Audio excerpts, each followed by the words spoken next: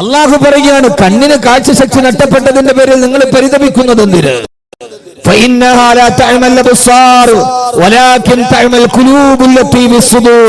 അവന്റെ ഹൃദയത്തിന്റെ കണ്ണുകൾക്ക് അന്ധത ബാധിച്ചാൽ ഇനി അവൻ എങ്ങനെയാണ് നന്നാവാൻ കഴിയുക? അവന്റെ ഹൃദയം വല്ലാതെ അതപ്പതിച്ച് അവന്റെ ഹൃദയത്തിന് അന്ധത ബാധിച്ചു കഴിഞ്ഞു. ഇനി അവന് വാല് കേട്ടത് കൊണ്ട് പ്രയോജനമില്ല. സ്വന്തം മാതാപിതാക്കൾക്ക് കണ്ണുനീര് നൽകി മകൾ മറ്റൊരുവന്റെ കൂടെ ഇറങ്ങിപ്പോകുമ്പോ ആളുകൾ ചോദിക്കുന്നു, എന്തു വെച്ചുപോയി കുഞ്ഞിന്? മാതാപിതാക്കളുടെ കണ്ണുനീര് കാണാൻ അവളുടെ ഹൃദയത്തിന് കാഴ്ചയില്ലേ എന്ന്. ഇല്ല, കാരണം മാതാപിതാക്കളുടെ കണ്ണുനീര് കാണാൻ കഴിയാത്ത രീതിയിൽ ഈ മക്കളുടെ ഹൃദയത്തിന് അന്ധത ബാധിച്ചു എന്നാണ് നമുക്ക് മനസ്സിലാകുന്നത്. എങ്ങനെയാണ് ഇവരുടെ ഹൃദയത്തിന് അന്ധത ബാധിച്ചത്? എങ്ങനെയാണ് ഇവരുടെ ഹൃദയത്തിന് അന്ധത ബാധിച്ചത്? ആ അന്ധത ബാധിച്ചത് എങ്ങനെയാണ് എന്ന ചോദ്യത്തിന് മറുപടിയായിട്ടാണ് ആദരവായ പ്രവാചകൻ നബി മുഹമ്മദ് മുസ്തഫ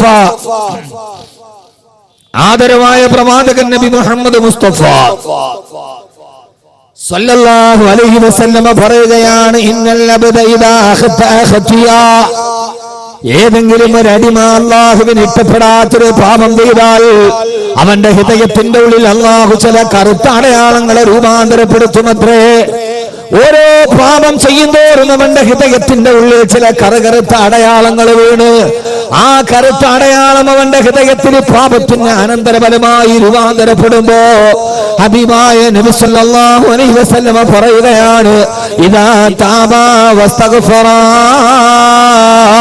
അവൻ പശ്ചാത്തപിക്കുകയും ഇസ്തിഗ്ഫാർ ചെയ്യുകയും ചെയ്താൽ, ഒരു പാപം ചെയ്ത ഉടനെ താൻ ചെയ്തതൊരു പാപമാണെന്ന് അവന്റെ ഹൃദയത്തിൽ ബോധോദയം ഉണ്ടാവുകയും അല്ലാഹുവേ ഈ പാപം ചെയ്യുന്നത് നിനക്ക് ഇഷ്ടമല്ലല്ലോ എന്ന ബോധോദയത്തോട് ഇദാ താബാ വസ്തഗ്ഫറ, അവൻ തൗബ ചെയ്ത് ഇസ്തിഗ്ഫാർ ചെയ്താൽ ആ കറുത്ത അടയാളത്തെ ഹൃദയത്തിൽ നിന്നാഹു മായിച്ചു കളയുമത്രേ. വീണ്ടും അവന്റെ ഹൃദയ സ്ഫടിക സമാനമായി ജ്വലിക്കുമത്രേ. അതല്ല, പാപം ചെയ്തതിന്റെ കൂടെ അത് പാപമാണെന്ന് കരുതി പശ്ചാത്തപിച്ച് തിരിച്ചു വരാറ് വീണ്ടും അവൻ പാപം തന്നെ ചെയ്യാൻ തീരുമാനിച്ചാൽ അല്ലാഹു പറയുകയാ, ഓരോ കറുത്ത അടയാളങ്ങൾ ഓരോന്നായി അവന്റെ ഹൃദയാന്തരത്തിൽ രൂപാന്തരപ്പെട്ടു അവസാന പാപത്തിന്റെ തോതനുസരിച്ച് അവന്റെ ഹൃദയം മുഴുവൻ കറുത്ത് കരുവാളിച്ചു പോകും. അതിനാണ് റാൻ എന്ന് പറയുന്നതെന്ന് ഹബീബായ നബി മുഹമ്മദ് മുസ്തഫ. ആ ഒരവസ്ഥയ്ക്കാണ് റാൻ എന്ന് പറയുന്നത്. അതാണ് ഖുർആൻ പറഞ്ഞത്, കല്ലാ ബൽ റാന അലാ ഖുലൂബിഹിം മാ കാനൂ യക്സിബൂൻ.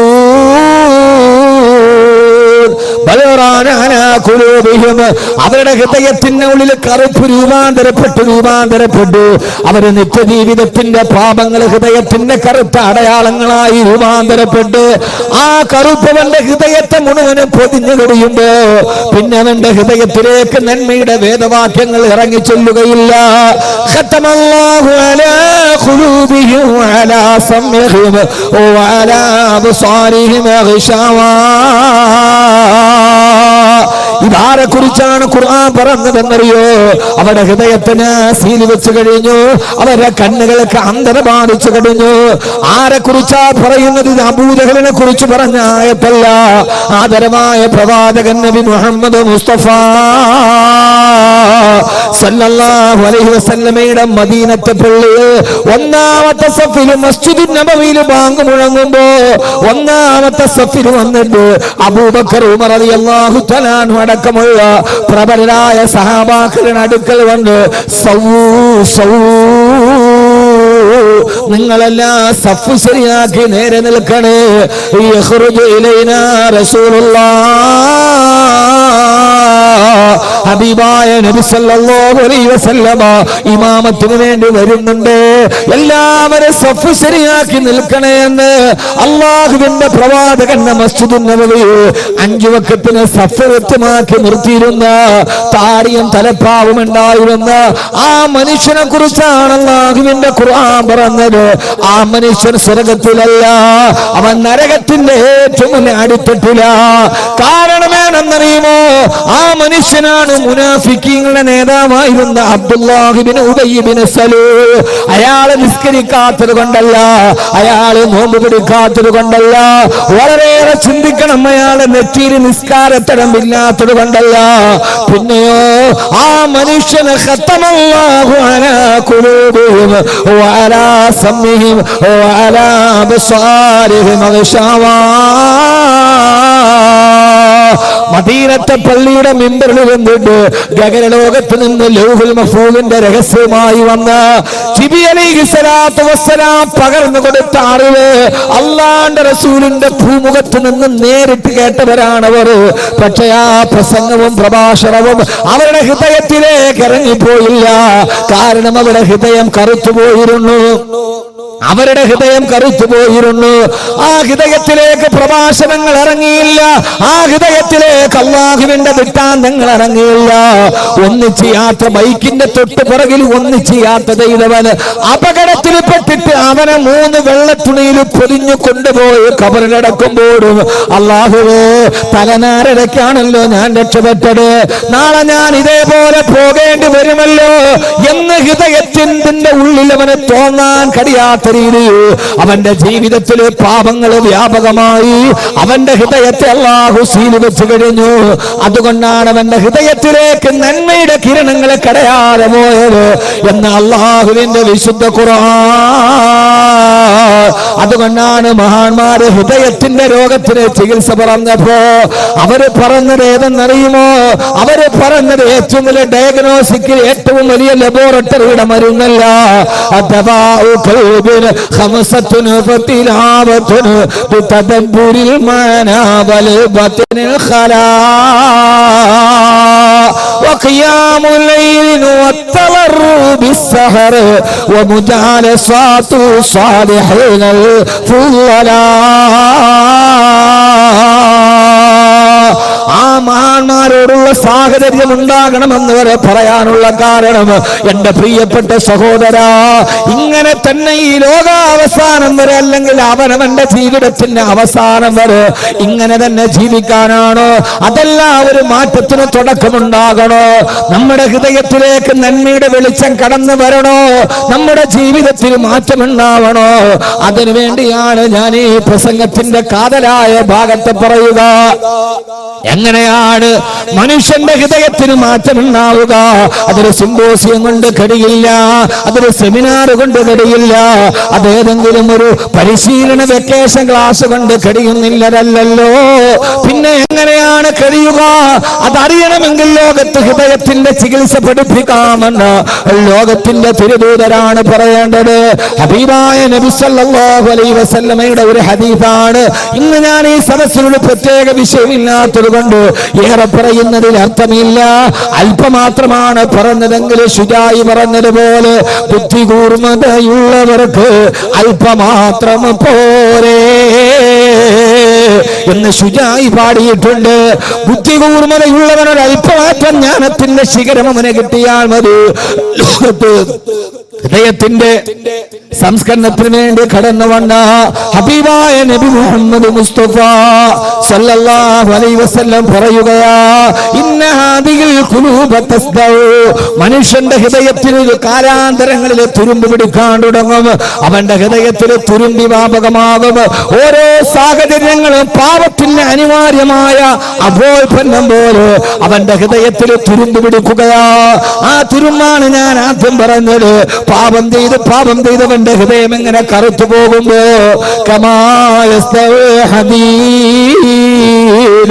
ഇരുമ്പിന് തുരുമ്പ് പിടിക്കുന്നത് പോലെ, ഏത് വിധമാണോ ഇരുമ്പിനെ തുരുമ്പ് നശിപ്പിക്കുന്നത്, അതേപോലെ നിങ്ങളുടെ ഹൃദയത്തെ തുരുമ്പ് നശിപ്പിച്ചു കളയും എന്ന് ഹബീബായ മുത്തുനബി സല്ലല്ലാഹു അലൈഹി വസല്ലമ സഹാബത്തിനോട് പറഞ്ഞപ്പോ സഹാബാക്കളുടെ ഭാഗത്തുനിന്ന് ഒരു ചോദ്യമുണ്ടായി,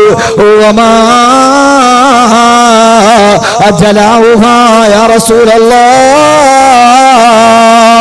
ആ ഹൃദയത്തിന്റെ തുരുമ്പ് കളയാനുള്ള മാർഗമേത് നബി? എന്നെ കേൾക്കാനത്തെ സഹോദരങ്ങളോട്, മാറ്റത്തിന്റെ തുടക്കമുണ്ടാകേണ്ടത് അവനവന്റെ ഹൃദയത്തിൽ നിന്നാണ്.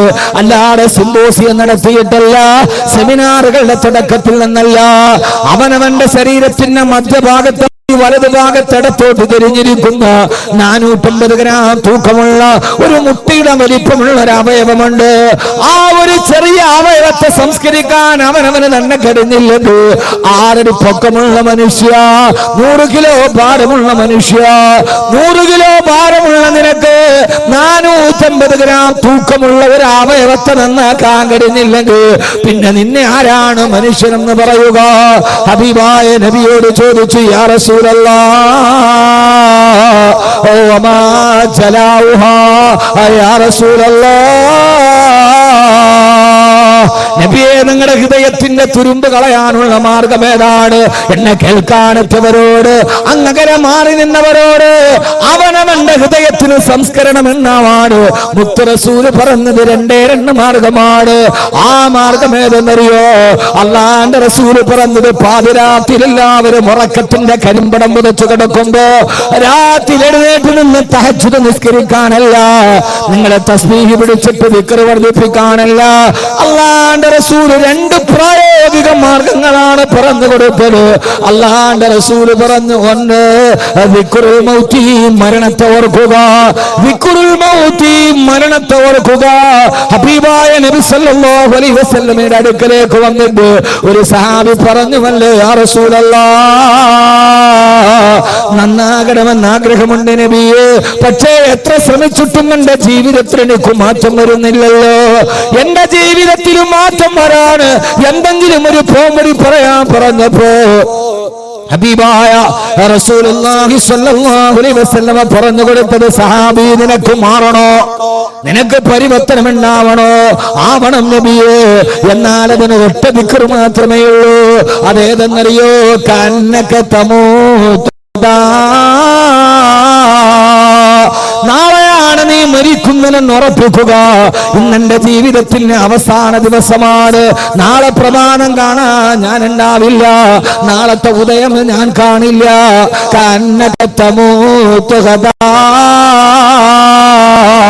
നാളെ ഞാൻ മരിക്കുമെന്ന് ഉറപ്പിക്കുക. ഏത് സമയത്താണ് മരണം നമ്മെ തേടിയെത്തുന്നതെന്ന് നമുക്കറിയില്ലല്ലോ. ഈ അടുത്ത കാലത്ത് മലയാള കേരളത്തെ പിടിച്ചു കുലുക്കിയ ദുരന്തമാണ് പരവൂര് പുട്ടിങ്ങൽ ക്ഷേത്രത്തിലെ വെടിക്കെട്ട് ദുരന്തം. ആ ദുരന്തം കഴിഞ്ഞ് 3 ദിവസം കഴിഞ്ഞിട്ടാണ് ഞാൻ നാട്ടിലെത്തി ദുരന്ത സ്ഥലം സന്ദർശിക്കാൻ പോകവേ അവിടെ പോയി ഇങ്ങനെ കണ്ടുകൊണ്ട് നിൽക്കുമ്പോ സമീപത്തുണ്ടായിരുന്നൊരു തദ്ദേശവാസി എന്നോട് പറഞ്ഞു, ഉസ്താദ്, ഈ വെടിക്കെട്ട് അപകടം നടക്കുന്നത് പുലർച്ചെ 4 മണിയോടടുത്തില്ല.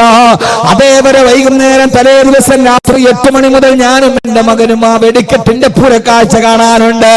അത് കണ്ട് രാവിലെ 4 മണി വരെ ഞങ്ങൾ അവിടെ ഉണ്ടായിരുന്നു. അവസാനത്തെ വെടിക്കെട്ട് നടക്കാൻ പോവുകയാ. തലേ ദിവസം 8 മണിക്ക് തുടങ്ങിയ വെടിക്കെട്ടിന് സമാപനം കുറിച്ച് അതിന് ആശാന്മാരുടെ ചോയ്സായിട്ട് നടക്കുന്ന അവസാനത്തെ സമാപന വെടിക്കെട്ട് നടക്കാൻ പോവുകയാ. അവസാനത്തെ പൊടിപൂരം കാണാൻ എല്ലാവരും ആകാംക്ഷയോടെ വെടിപ്പുരയുടെ അടുത്തേക്ക്, വെടിക്കെട്ട് നടക്കുന്നിടത്തേക്ക് അടുത്തു. ഞാനും അത് അടുത്തു നിന്ന് കാണാൻ ആഗ്രഹത്തോടെ പോയപ്പോ എന്റെ മകൻ എന്റെ കയ്യിൽ പിടിച്ചിട്ട് പറഞ്ഞ, അച്ഛാ, എനിക്ക് ഉറക്കം വരുന്നു, എനിക്ക് വല്ലാതെ ദാഹിക്കുന്നു പറഞ്ഞ് കുഞ്ഞു കരയാണ്ടുടങ്ങ്. ഞാൻ അവരോട് ദേഷ്യപ്പെട്ടിട്ട് പറഞ്ഞു, ഇതേവരെ ഇതുകൂടി കണ്ടിട്ട് പോവാ. എന്തെന്നറിയില്ല, എന്തിനെന്നറിയില്ല, പതിവില്ലാത്ത വാശിരന്റെ കുഞ്ഞുമോനെന്റെ കയ്യിൽ പിടിച്ചെന്നെ വലിച്ചു. എനിക്ക് വിശക്കുന്നു, എനിക്ക് ദാഹിക്കുന്നു. ഞാൻ അവനൊരു വെള്ളം വാങ്ങിച്ചു കൊടുത്തിട്ട് തിരിച്ചു വരാന്ന് കരുതി എന്റെ കുഞ്ഞെന്നെ കയ്യിൽ പിടിച്ചു ബലമായി പിടിച്ചു കൊണ്ടുപോയി. ഞാൻ അപ്പുറത്തേക്ക് ഒരു 500 മീറ്റർ മാറിയില്ല. ആകാശത്തേക്ക് മാരുവില്ല് പൊട്ടിവിടരുന്നത് പോലെ നയനമനോഹരമായ കാഴ്ച കാണിച്ച ക്ഷേത്ര പരിസരത്ത് അതാ തീഗോളങ്ങൾ മേഘജാലത്തിന് പിടിച്ചതുപോലെ പൊട്ടുയരുന്നു. ചിതൽ കഷണങ്ങൾ, കോൺക്രീറ്റ് കഷണങ്ങൾ വായുവിൽ ഉരിഞ്ഞു പോകുന്നു. ആ ഒരു സമയത്തെങ്ങാനും ഞാൻ അവിടെ നിന്നിരുന്നെങ്കിൽ എന്റെയും എന്റെ മകനെ ഈ ചിതറിത്തെറിച്ച ശരീരാവശിഷ്ടങ്ങൾ ഈ ഭാഗത്ത് കാണുമായിരുന്നു പറയുമ്പോ എന്റെ പ്രിയപ്പെട്ട ചെറുപ്പക്കാരാ, ഒരു കാര്യം ഞാൻ ഓർമ്മിപ്പിക്കട്ടെ. ആ സമയത്ത് അതിന്റെ മറുഭാഗത്ത് വെടിപ്പുരക്ക് തീ പിടിച്ചിട്ട് കോൺക്രീറ്റ് ഭീമുകൾ തകർന്നു കിടക്കുന്നുണ്ട്. അയാൾ എന്നോട് പറഞ്ഞ്, തകർന്നു കിടക്കുന്ന കോൺക്രീറ്റ് ഭീമുകളുടെ ഇടയിൽ 5 ശരീരങ്ങളാ കുടുങ്ങിക്കിടന്നത്. അതിന്റെ അടിയിൽ കെട്ട് അരഞ്ഞരഞ്ഞു പോയോ. ആ ദുരന്തത്തിന്റെ കഥ അനുസ്മരിച്ച രതീഷ് എന്ന ഫയർഫോഴ്സുകാരൻ പിന്നെ എഴുതി വെച്ചല്ലോ. ഞാൻ ആ വെടിക്കെട്ടിന്റെ ദുരന്തത്തിന്റെ കഥ കേട്ടിട്ട് 11 മിനിറ്റ് കൊണ്ട് ഫയർഫോഴ്സ് സ്ഥലത്തെത്തി.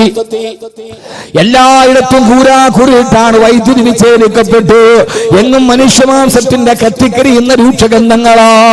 രക്ഷാപ്രവർത്തനത്തിന് വേണ്ടി ഓടിച്ചെല്ലുമ്പോ ആരോ എന്റെ കാലിന് കെട്ടിപ്പിടിക്കുന്നത് പോലെ തോന്നി.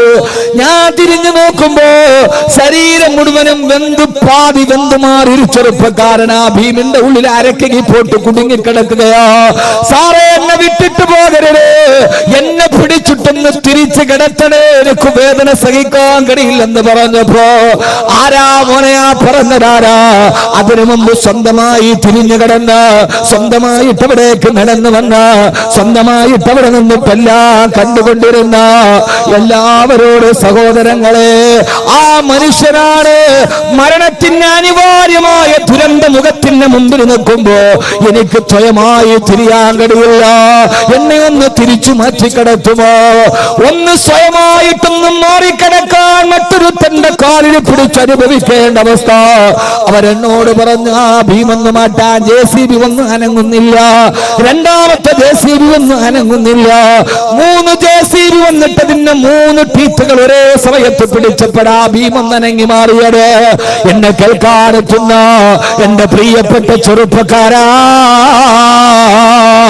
3 JCB ഒരേ സമയത്ത് പിടിച്ചിട്ട് മാത്രം അനങ്ങിയ ഭീമാണ് അവിടെ നിന്ന് 1.5 കിലോമീറ്റർ അകലെ പരവൂർ ടൗണിന്റെ ഭാഗത്ത് ആ സമയത്ത് ആകാശത്തുകൂടി പറന്നുപോയി ബൈക്കിലേക്ക് കയറാൻ പോകുന്ന ചെറുപ്പക്കാരന് ആകാശത്തിലൂടെ പറന്നുപോയി. അത് നേരെ പോയി ടാർ റോഡിൽ ഇടിച്ചിട്ട് അവിടെ നിന്ന് നേരെ എതിർവശത്തുള്ള കടയുടെ ഷട്ടറിലിടിച്ച് അവിടെ നിന്ന് നേരെ തിരിച്ചാ ബൈക്കിലോട്ട് കയറുന്ന ചെറുപ്പക്കാരന്റെ തല അരച്ചുകൊണ്ട് കടന്നു പോയത്, തല തൊട്ടിത്തെറിച്ചുകൊണ്ട് കടന്നു പോകുന്നത്. ഞാനൊന്ന് ചോദിക്കട്ടെ, മരണമെത്തുന്ന 4 മിനിറ്റ് മുമ്പ് തൊട്ടടുത്ത് നിന്നവനെ 1/2 മീറ്റർ 500 മീറ്റർ അപ്പുറത്തേക്ക് മാറ്റിയിട്ട് 1.5 കിലോമീറ്റർ അപ്പുറത്ത് നിന്നവന്റെ അടുത്തിലേക്കും മരണത്തെ കൊണ്ടുപോയടാരാ? അത്രയും നേരം അടുത്ത് നിന്നവനോട് ഇല്ല ഇല്ല